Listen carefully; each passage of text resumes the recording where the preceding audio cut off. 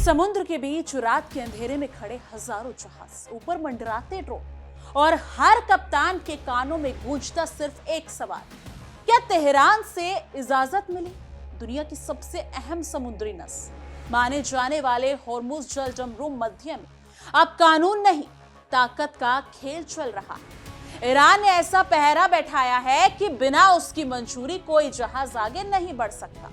और सबसे चौंकाने वाली बात, कई कंपनियां करोड़ों डॉलर का टोल देकर रास्ता खरीद रही हैं। लेकिन सवाल यह है, क्या यह मजबूरी है, समझदारी है, या फिर अमेरिका की सबसे बड़ी रणनीतिक हार?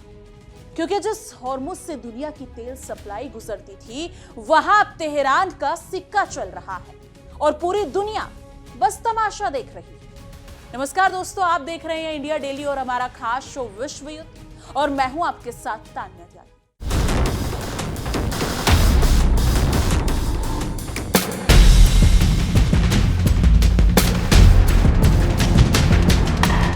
दरअसल मिडिल ईस्ट की रातें इन दिनों सिर्फ अंधेरी नहीं है, बल्कि बेचैनी, बारूद और तेल की गंध से भारी हो चुकी है। फारस की खाड़ी के ऊपर उड़ते लड़ाकू विमान, समुद्र में गश्त करते युद्धपोत और होर्मुज जल जमरूम मध्य पर बैठा ईरान का कड़ा पहरा इस बात का संकेत दे रहा है कि दुनिया एक ऐसे मोड़ पर खड़ी है जहां से वैश्विक अर्थव्यवस्था या तो संभल जाएगी या फिर ऐसा झटका खाएगी जिसकी गूंज कई सालों तक सुनाई देगी। जिस जलमार्ग से कभी दुनिया की ऊर्जा सप्लाई बिना रुके बहती थी, वहां अब हर जहाज की सांस अटकी हुई है। समुद्र के बीच खड़े विशाल तेल टैंकर मानो दुनिया की लाचार अर्थव्यवस्था की तस्वीर बन चुके हैं। और इस पूरे खेल के केंद्र में बैठा है ईरान, जिसने ये साबित कर दिया है कि अगर उसके अस्तित्व को चुनौती दी जाएगी तो वो दुनिया की सबसे अहम समुद्री नस पर उंगली रख सकता है। यानी कि 84 दिनों से जारी इस टकराव ने दुनिया को यह एहसास करा दिया है कि आधुनिक युद्ध सिर्फ मिसाइलों और बमों से नहीं लड़े जाते, बल्कि व्यापारिक रास्तों, तेल सप्लाई और आर्थिक दबाव से भी जीते जाते।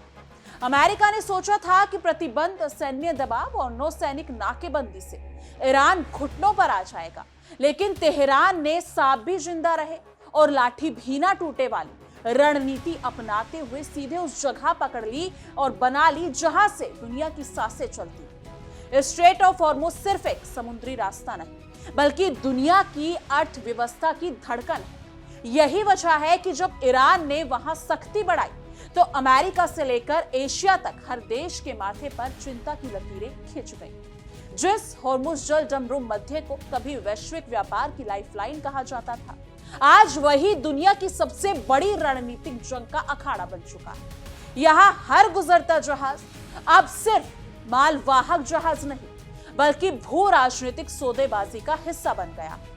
तेहरान ने साफ कर दिया है कि उसकी मंजूरी के बिना कोई जहाज इस रास्ते से नहीं गुजर सकता। कुछ जहाजों ने लाखों डॉलर देकर रास्ता खरीदा, कुछ अब भी समुद्र में फंसे हुए हैं और कुछ कंपनियां हर दिन बढ़ते घाटे को देखकर माथा पीट रही हैं। लेकिन व्यापार की दुनिया में भावनाओं से ज्यादा मायने गणित रखता है।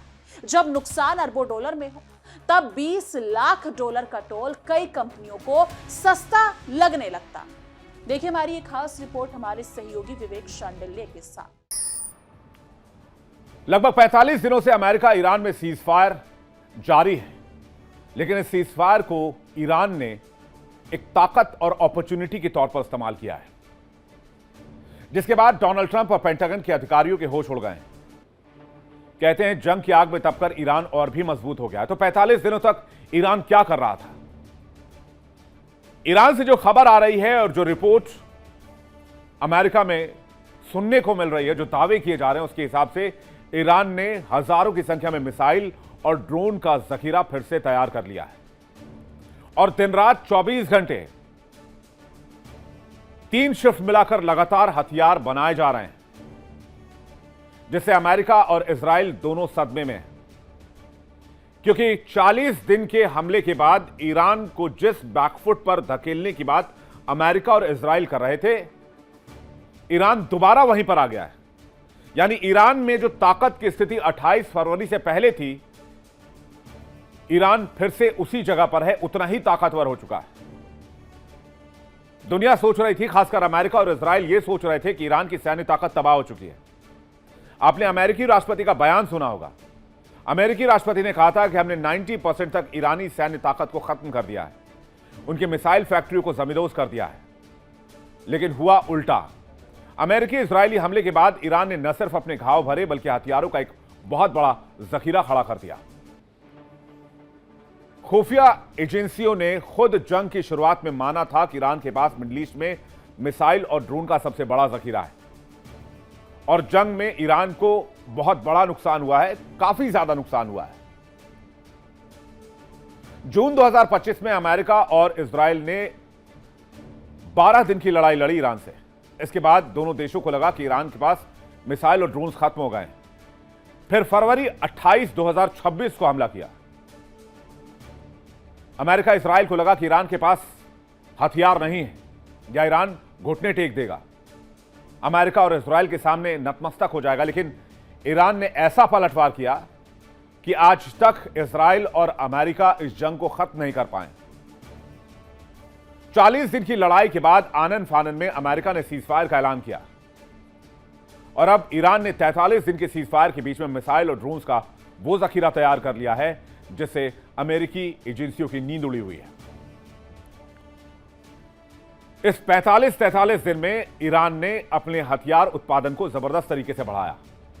ईरान ने बीते 40 दिन में करीब 40,000 से ज्यादा हथियार तैयार किए हैं, जिसमें ड्रोन्स हैं, मिसाइल्स हैं, स्पीड बोट्स हैं, इसके अलावा अंडर वाटर ड्रोन्स हैं और बहुत सारे हथियार।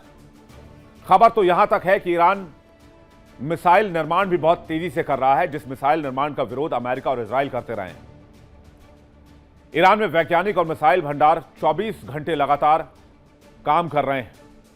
हालिया अमेरिकी खुफिया रिपोर्ट से पता चलता है कि ईरान ने अपने मिसाइल उत्पादन केंद्र और कारखानों को बहुत तेजी से बड़ा करने पर काम किया है।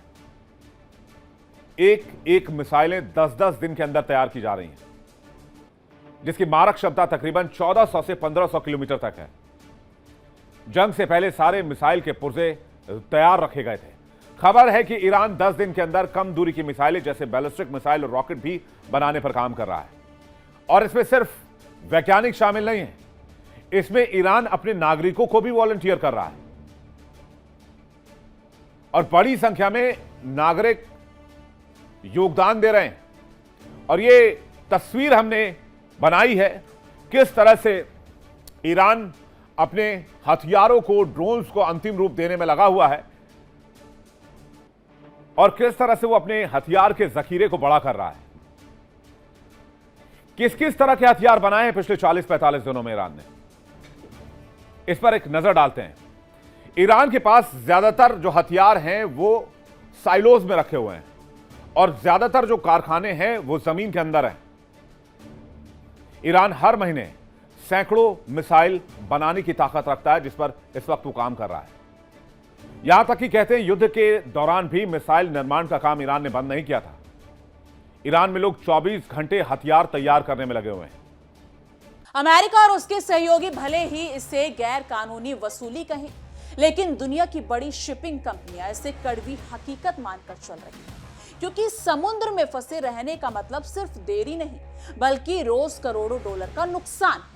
जहाजों का बीमा महंगा हो चुका है, चालक दल की लागत बढ़ रही है, कर्ज का ब्याज अलग चढ़ रहा है और माल देर से पहुंचाने पर जुर्माना भी लग रहा है। ऐसे में कई कंपनियों के लिए सवाल अब कानून का नहीं बल्कि जिंदा रहने का है। कहावत तो है ना, डूबते को तिनके का सहारा, और इस वक्त कंपनियों के लिए ईरान का टोल वही तिनका बन चुका है। युद्ध शुरू होने से पहले हर दिन 120 से 140 जहाज होर्मुज जलजमरूम मध्य से गुजरते थे। इनमें से करीब आधे तेल टैंकर होते थे जो लगभग 20 मिलियन बैरल तेल दुनिया के अलग अलग हिस्सों तक पहुंचाते थे। ये तेल सिर्फ पेट्रोल पंप तक नहीं जाता था बल्कि पूरी वैश्विक अर्थव्यवस्था की रफ्तार तय करता था। एशिया की फैक्ट्रियां, यूरोप के उद्योग और दुनिया के ऊर्जा बाजार इसी सप्लाई पर टिके हुए थे। लेकिन जब से जल डमरूम मध्य पर संकट गहराया है, ये पूरा तंत्र लड़खड़ाने लगा है। अब जो कुछ जहाज गुजर भी रहे हैं वो ईरान के साथ बातचीत और कथित समझौते के बाद आगे बढ़ पा रहे हैं। ईरान के इस्लामिक रिवॉल्यूशनरी गार्ड कॉर्प्स यानी कि IRGC ने हॉर्मुज को लगभग सैन्य किले में बदल दिया है। ड्रोन लगातार निगरानी कर रहे हैं, तेज रफ्तार मिसाइल बोट से समुद्र में गश्त कर रही हैं और हर जहाज की गतिविधि पर नजर रखी जा रही है। ये सिर्फ सैन्य ताकत का प्रदर्शन नहीं बल्कि मनोवैज्ञानिक दबाव भी है। ईरान दुनिया का ये दिखाना चाहता है कि अगर उस पर हमला होगा तो वो सिर्फ जवाबी हमला नहीं करेगा बल्कि वैश्विक सप्लाई चेन की गर्दन भी दबा सकता है। अमेरिका ने ईरानी बंदरगाहों की नाकेबंदी कर तेहरान को आर्थिक रूप से कमजोर करने की कोशिश की थी, लेकिन कई विश्लेषकों का मानना है कि वॉशिंगटन ने ईरान की रणनीतिक क्षमता को कम आंका। अमेरिका को लगा कि प्रतिबंधों और सैन्य ताकत के दम पर वो ईरान को अलग थलग कर देगा, मगर तेहरान ने ऐसा दांव चला कि अब खुद अमेरिका के सहयोगी देशों की कंपनियां भी ईरान से समझौता करने को मजबूर हो रही हैं। यही वजह है कि कई जगह तंज कसा जा रहा है। दुनिया का चौधरी इस बार समुद्र के दरवाजे पर खुद दस्तक दे रहा है।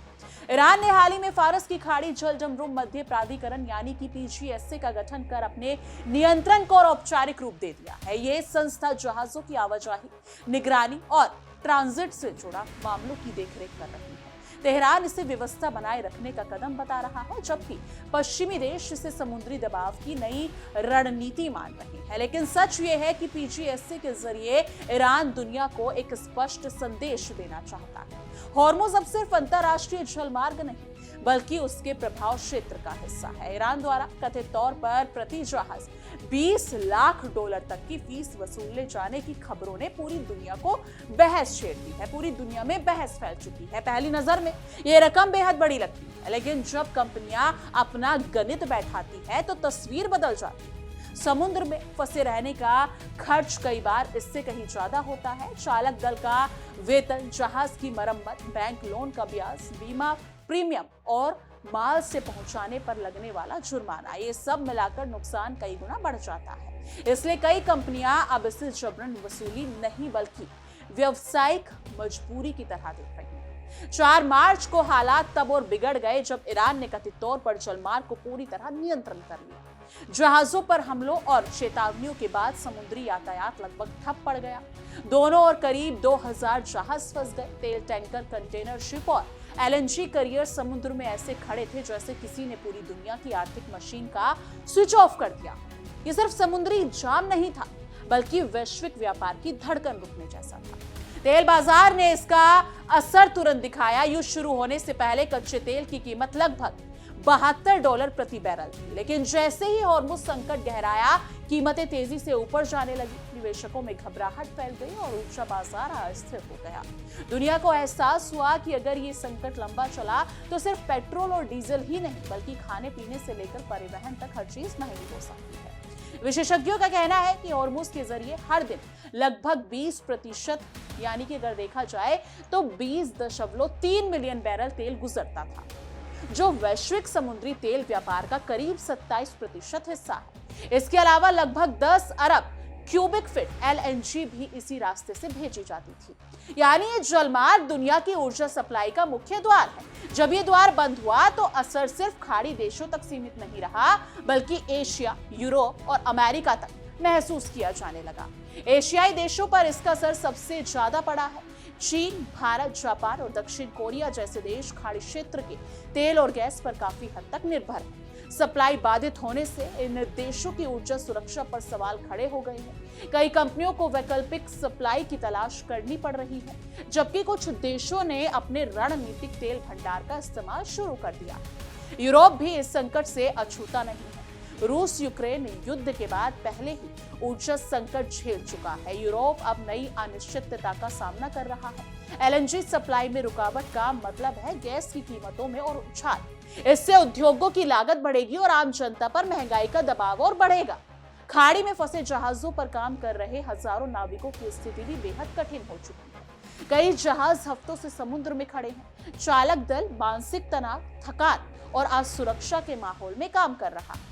समुद्र में युद्ध का खतरा हर वक्त मंडरा रहा है। कई नाविकों के परिवार ने अपने देशों की सरकारों से मदद की मांग की है।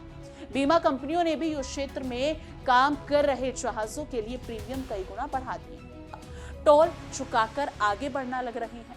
कानून, राजनीति और कूटनीति अपनी जगह है, लेकिन अरबों डॉलर के व्यापार में फैसला अक्सर वही होता है जिससे नुकसान कम हो। दुनिया अब इस इंतजार में है कि यह संकट बातचीत से सुलझेगा या फिर एक बड़ी जंग का रूप ले लेगा, क्योंकि मिडिल ईस्ट की राजनीति में चिंगारी कब शोला बन जाए इसका अंदाजा लगाना आसान है। और फिलहाल हॉर्मुज जलजमरूम मध्य में उस बारूद के ढेर पर बैठा है जिसकी गर्मी पूरी दुनिया महसूस कर रही है। फिलहाल हॉर्मुज के पानी में सिर्फ जहाज नहीं तैर रही है दुनिया की अर्थव्यवस्था, तेल बाजार की सांसें और महाशक्तियों की साख। ईरान ने साफ कर दिया है अगर उस पर दबाव डाला जाएगा तो वो दुनिया की सबसे अहम समुद्री नस दबाने से पीछे नहीं हटेगा। वहीं अमेरिका अब भी ताकत दिखाने की कोशिश में है, लेकिन सवाल यह है जब जहाज तेहरान को टोल देकर गुजर रहे हो तब असली कंट्रोल किसके हाथ में है? आने वाले दिनों में संकट सिर्फ तेल की कीमतें नहीं तय करेंगे, बल्कि ये भी तय करेंगे कि दुनिया में असली दबदबा किसका चलता है, क्योंकि मिडिल ईस्ट की आग जब भड़कती है तो उसकी तपिश पूरी दुनिया महसूस करती है। और इस वक्त हॉर्मुज वही चलता हुआ बारूद का दरवाजा बन चुका है। तो स्थिति काफी जटिल बनी हुई है। देखना होगा कि अमेरिका और ईरान के बीच आने वाले दिनों में क्या कुछ होता है, क्योंकि अगर देखा जाए अमेरिका के राष्ट्रपति ने अभी हाल ही में चाइना के राष्ट्रपति शी जिनपिंग से मुलाकात की, चाइना का दौरा किया, वहां ईरान युद्ध को लेकर काफी कुछ मुद्दों पर बातचीत की। लेकिन उसके बाद अब वहां पर रशिया के राष्ट्रपति पुतिन भी दौरे पर है। तो अब देखना होगा कि क्या रशिया यूक्रेन वॉर रुकेगा या फिर ईरान अमेरिका। जिस हिसाब से इतने बड़े बड़े दिग्गज नेता चाइना में मीटिंग कर रहे हैं तो कुछ तो बड़ा ही पक रहा है खेमे में। ये तो वक्त ही बताएगा, लेकिन इस मुद्दे पर आपकी क्या कुछ राय है कमेंट सेक्शन में जरूर बताइएगा। बाकी देश और दुनिया की तमाम बड़ी खबरों के लिए देखते रहिए इंडिया डेली और हमारा खास शो विश्व युद्ध।